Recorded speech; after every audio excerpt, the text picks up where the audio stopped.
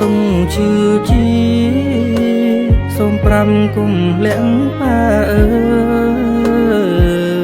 សូមកុំក្រែងចិត្តអាណិតកូ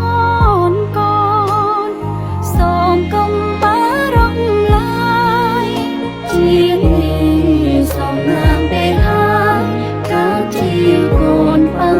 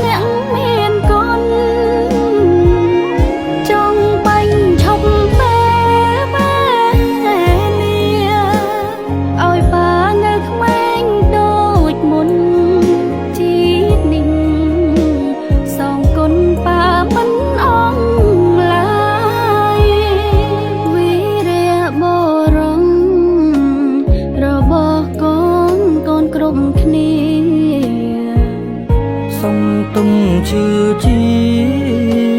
សូមប្រាំគុំលាក់ប៉ាអើ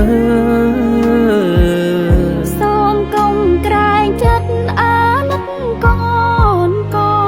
នសូមកុំ